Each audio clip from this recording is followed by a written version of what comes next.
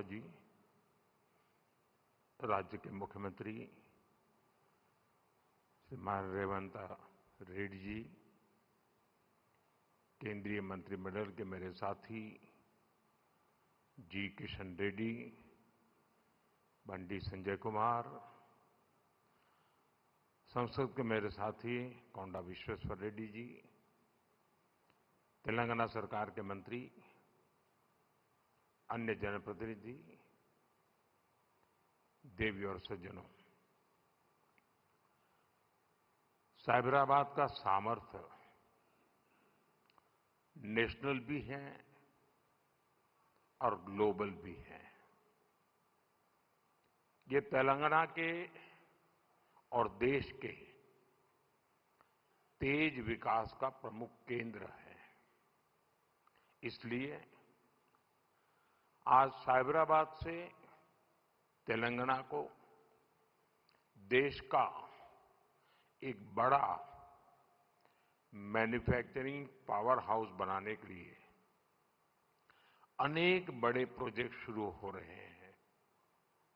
आज जिन प्रोजेक्ट्स का शिलान्यास और लोकार्पण हुआ है, इससे यहां हजारों हजार नए रोजगार बनेंगे और तेलंगाना की कनेक्टिविटी भी सशक्त होगी। मैं तेलंगाना की जनता को इन प्रोजेक्ट्स के लिए बहुत बहुत बधाई देता हूं। साथियों, आज भारत रिफॉर्म्स एक्सप्रेस पर चल रहा है। साथ ही आज का भारत आधुनिक इंफ्रास्ट्रक्चर भी बना रहा है।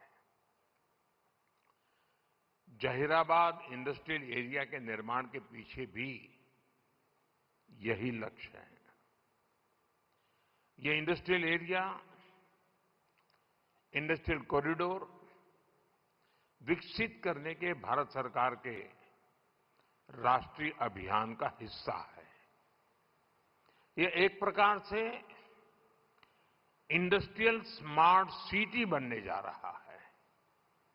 यहां वर्ल्ड क्लास इंफ्रास्ट्रक्चर होगा, बेहतरीन पावर सप्लाई होगी,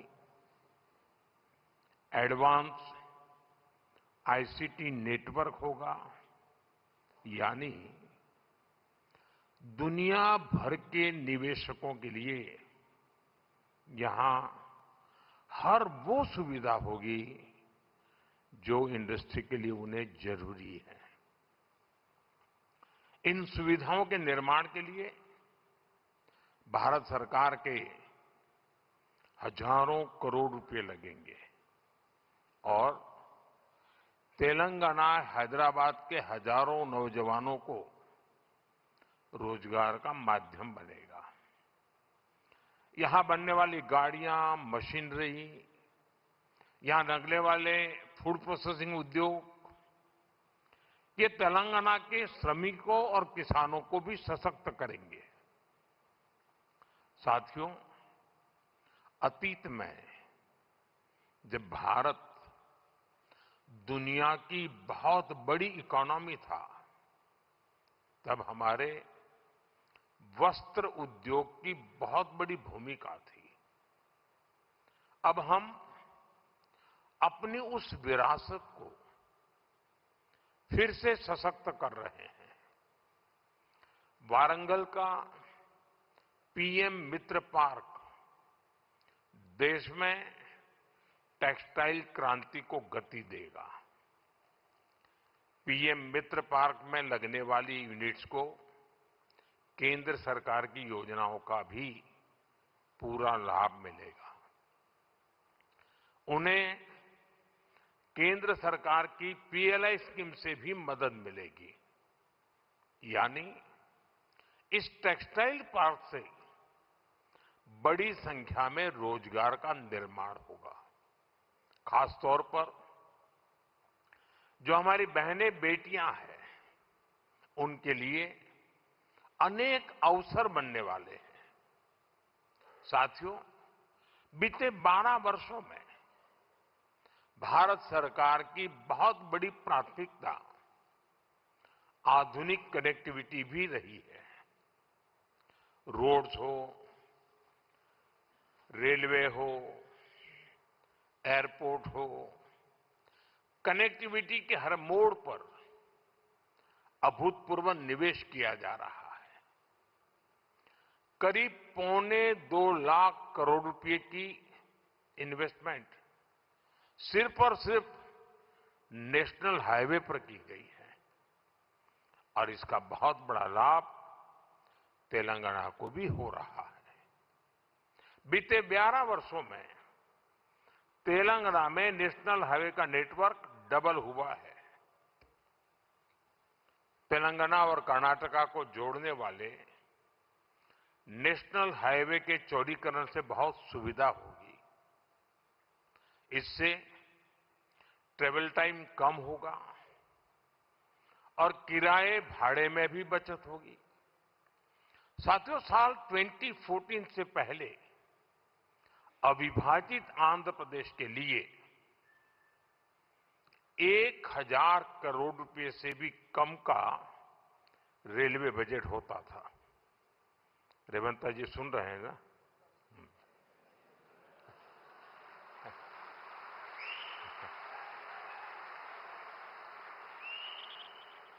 संयुक्त आंध्र के समय रेलवे का बजट 1000 करोड़ रुपए से भी कम था।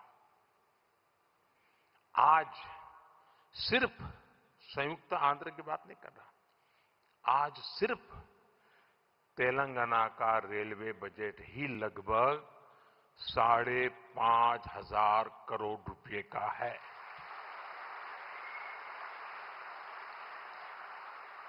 वर्तमान में करीब 50,000 करोड़ रुपए के रेल प्रोजेक्ट्स पर यहां काम चल रहा है। तेलंगाना में 5 वंदे भारत और 6 अमृत भारत ट्रेनें भी चल रही हैं। साथियों, अभी कुछ देर पहले Kazipet Vijayawada multi tracking project के कुछ सेक्शन का लोकार्पण हुआ है। इसके अलावा Kazipet rail under bypass line का भी राष्ट्र को समर्पित की गई है। इन सुविधाओं से सफर भी आसान होगा और ट्रांसपोर्टेशन की गति भी तेज होगी।